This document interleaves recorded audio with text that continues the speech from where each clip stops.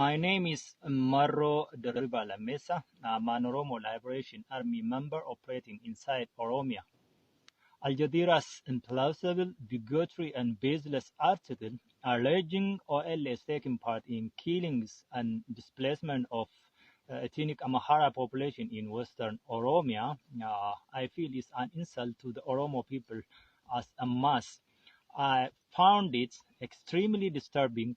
A big media outlet like Al Jazeera blindly judged the Oromo Liberation Army before it even know the organization.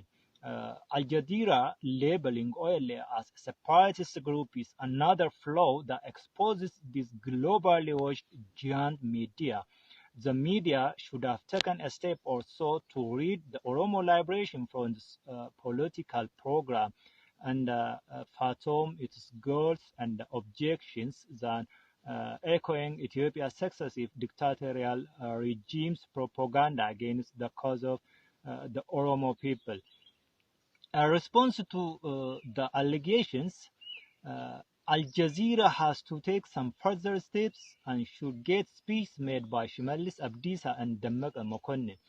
The former equivocally averred that his party gambled in Ethiopian politics and won the gamble by either convincing, confusing, or abusing those in the game, especially their Amhara counters and the language they monopoly brag with for centuries.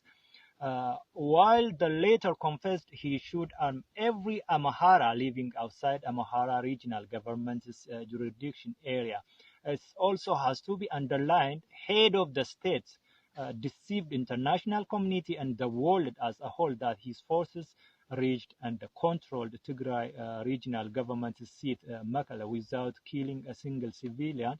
Yet today we are witnessing all hell broker laws in Tigray region.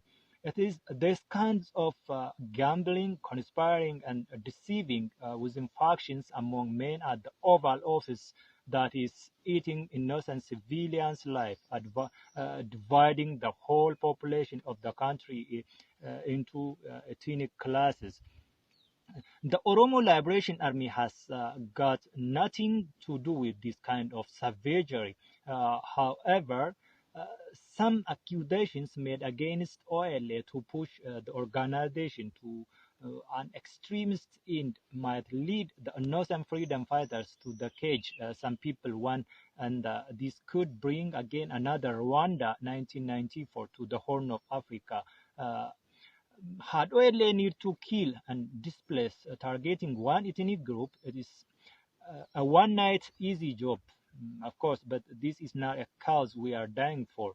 OLA's singular vision is ending the use of oppression imposed on the people of Oromo and other oppressed nations of Ethiopia with similar fates and bringing justice, equality, and freedom to all peoples of all independent states in the country. For atrocities committed on innocent Amhara people in Western Oromia, and the Ethiopian government is solely responsible.